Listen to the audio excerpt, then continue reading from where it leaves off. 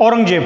तो औरंगजेब का जो जन्म है ये कब होता है? 24 अक्टूबर को। 24 अक्टूबर 1618 को इसको जन्म होता है। और औरंगजेब भारतीय इतिहास में एक ऐसा नाम है जिसके नाम से ना आज भी पॉलिटिक्स चलती है, आज भी राजनीति चलती है। आज भी लोगों के मन में ऐसा है कि भाई औरंगजेब कौन था, ऐसा क्या कर दिया, कि आज भी लोग जो हैं इसके प्रति नाराज़गी रखते हैं, खास करके हिंदू धर्म में। तो देखिए, दाहेज गुजरात में इसका क्या होता है? जन्म होता है। कौन सी जगह जन्म होता है? दाहेज गुजरात जो जगह पड़ती है, तो यहाँ इनका क्या हुआ? जन्म हुआ। इनको बचपन में क्या कहते थे? पीर ए दस्तगीर कहते थे। क्या कहते थे? पीर ए दस्तगीर कहते थे। पीर ए दस्तगीर का मतलब क्या होता है कि अगर उन्होंने तुम्हें हाथ लगा दिया तो तुम्हारा जो दुख दर्द है वो समाप्त हो जाएगा, है ना। तो इसलिए इनको उपाधि दी गई, एक नाम दिया गया पीर ए दस्तगीर।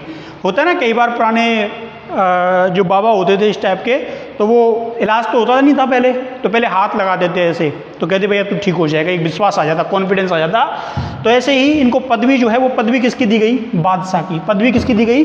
बादशाह की पदवी दी गई थी। मैं आपको बता दूं कि बादशाह की पदवी इनको तब दी गई थी, जिस समय दी गई थी जब इन्होंने एक हाथियों का युद्ध हो रहा था, तो उस समय हाथियों के युद्ध में इन्होंने साहसपूर्ण प्रदर्शन किया था, शाहजहां के द्वारा इनको बादशाह की उपाधि दी गई थी।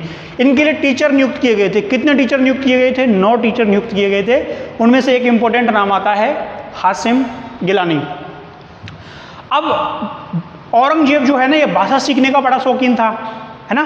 भाषा सीखने का बड़ा शौकीन था, सबको भाषाएं सीखनी चाहिए। औरंगजेब ने कई नई भाषाएं सीखी, उनमें से एक हिंदी है, ठीक है, इन्होंने हिंदी भी सीखी। हिंदी के अलावा दूसरी कौन सी भाषा सीखी? ब्रज भाषा सीखी। और तीसरी कौन सी भाषा सीखी? संस्कृत भाषा सीखी। आज हम किसी को बोलते हैं कि भैया तू उर्दू सीख ले, उर्दू, आई एम किंग, मैं क्यों सीखूं? तो इन्होंने संस्कृत, ब्रज और हिंदी, ये जो भाषाएं हैं, ये भाषाएं सीखी थी। इसके अलावा इन्होंने आम को एक नाम दिया था जिसको बोलते हैं सुदारस और रसनाविलास। ये नाम जो हैं वो किसके द्वारा दिए गए थे? औरंगजेब के द्वारा दिए गए थे। किसके द्वारा दिए गए थे? औरंगजेब के द्वारा। अब देखो, इनके अभी शासक बनेगा, शासक ऐसे ही ना बनेगा। शासक बनने के लिए क्या बनना पड़ेगा? उत्तराधिकार संघर्ष करना पड़ेगा, क्योंकि शाहजहां को उठा के कहाँ डाल दिया गया था? जेल में डाल दिया गया था। बीमार हो गया था तो आप इसके बेटे आपस में लड़ पड़े। इनमें सबसे इंपॉर्टेंट नाम आता है दारा शिकोह। दारा शिकोह जो है वो काफ़ी पॉलिटिकल न्यूज़ में भी रहते हैं, कहते हैं कि हिंदू धर्म ग्रंथों का अध्ययन ये करता था, काफ़ी उदार व्यक्तित्व था। इसके अलावा मुराद बख्श, औरंगजेब और शुजा, मोहम्मद शुजा, तो इनके बीच में उत्तराधिकार संघर्ष जो है वो होता है। अब हम उस उत्तराधिकार संघर्ष को देखते हैं। उत्तराधिकार संघर्ष कैसे हुआ? क्योंकि पता तो तुमको भी है कि शासक तो औरंगजेब बनेगा, लेकिन कहाँ, कैसे? तो सबसे पहले हम बैटल की बात करें, उत्तराधिकार संघर्ष की युद्ध की बात करें, तो बहादुरगढ़ का युद्ध होता है। कौन सा युद्ध होता है? बहादुरगढ़ का युद्ध हुआ। और ये कब होता है? 24 फरवरी 1658 को। कब होता है? 24 फरवरी 1658 को ये युद्ध होता है। और ये यूपी के बनारस में पड़ता है। कहाँ पड़ता है? यूपी के बनारस में। तो सबसे पहले जो विद्रोह है वो शुजा के द्वारा किया गया, भाई उत्तराधिकारी घोषित कर दिया गया कि आई एम किंग। तो उसके बाद शाही सेना जो थी, रॉयल आर्मी जो थी, शाहजहां की जो आर्मी होती है, इसके विरुद्ध जाती है। और इसमें बहुत सारे जो सपोर्टर थे वो इसको सपोर्ट कर रहे थे। तो इसमें शुजा जो है ये पराजित हुआ, रॉयल आर्मी से ये नहीं लड़ पाया और ये भाग जाता है, भाग गया। ये भागने की प्रथा जो है ना बुरी थी, कि युद्ध स्थान में अगर मार दिया जाए तो सॉल्यूशन, लेकिन ये भाग जाते थे, फिर दोबारा आते थे कई युद्धों के लड़ने के लिए। तो इस प्रकार बहादुरगढ़ का युद्ध आपको याद रखना है, 24 फरवरी 1658 को यूपी के बनारस में हुआ। शुजा और शाही सेना के बीच में होता है, शुजा भाग जाता है। इसके बाद जो युद्ध हुआ वो धर्मत का युद्ध है। ये फेमस है थोड़ा, धर्मत का जो युद्ध है, कई बार पेपर में पूछा जाता है। तो धर्मत का युद्ध जो है वे 15 अप्रैल 1658 को होता है। कब होता है? 15 अप्रैल 1658 को ऑफिशियल तिथि है ये, है ना, को होता है। कहाँ हुआ? उज्जैन में नर्मदा नदी के तट पर धर्मत नामक स्थान पर यह युद्ध जो है वो लड़ा जाता है। क्योंकि युद्ध का जो नाम होता है ना वो उस जगह के नाम पे होता है। धर्मत और धर्मत जगह कहाँ पड़ती है? उज्जैन में, नर्मदा नदी के तट पर। तो ये जो युद्ध है वो दारा वर्सेस औरंगजेब के बीच हुआ था। औरंगजेब के सामने कोई जीत सकता है क्या? तो नहीं जीता, औरंगजेब इसको जीतता है। और औरंगजेब जीतने के बाद अगली तैयारी करता है। अगला जो बैटल था वो कौन सा हुआ? खजुआ का युद्ध होता है 5 जनवरी 1659, 59। ये युद्ध हुआ। और इस युद्ध की जो लोकेशन है वो थी इलाहाबाद। कहाँ पे थी? इलाहाबाद में ये युद्ध हुआ।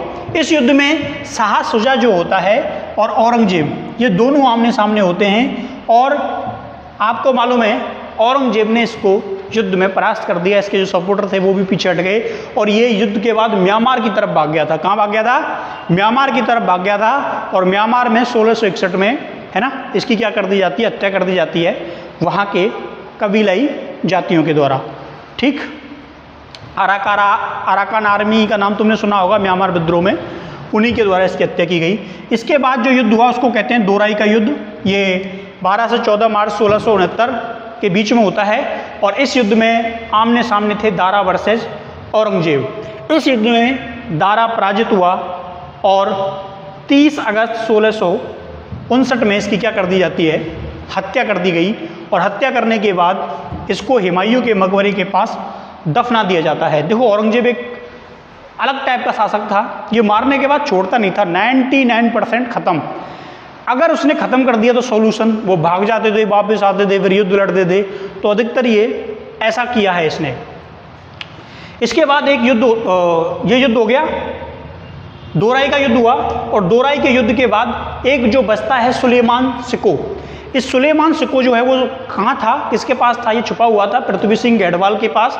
लेकिन जैसे ही उनको लगा कि भाई शासक जो है वो पृथ्वी नेक्स्ट जो रूलर है वो बनना है औरंगजेब, इसको रखने से कोई फ़ायदा है नहीं, इसको दे दें ताकि आगे के संबंध हमारे अच्छे रहें, और इन्होंने इसको मुगलों को सौंप दिया। किसको सौंप दिया?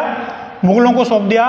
और मुगलों के पास जैसे ही पहुंचा, औरंगजेब के पास जैसे ही पहुंचा, इसका कत्ल कर दिया, इसकी हत्या कर दी और उसके बाद औरंगजेब बन जाता है ऑफिशियल किंग, असली शासक।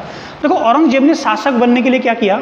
संघर्ष किया, लड़ाई की, लड़ा, बैटल जीता। ऐसे नहीं मिल गया कि भाई बाप मर गया सीधा जाता कि शासक बन गया। अधिकतर औरंगजेब ने अपनी काबिलियत साबित की, औरंगजेब लड़ा और लड़ने के बाद जाके शासक बना था। इसीलिए औरंगजेब के द्वारा लड़े गए युद्ध उत्तराधिकार युद्धों से प्रश्न पूछा जाता है ना। उसकी पूरी जर्नी एक तरफ और उत्तराधिकार युद्ध एक तरफ।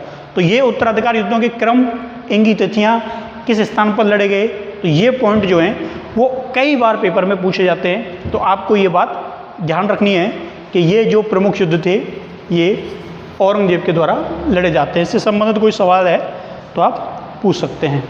ठीक।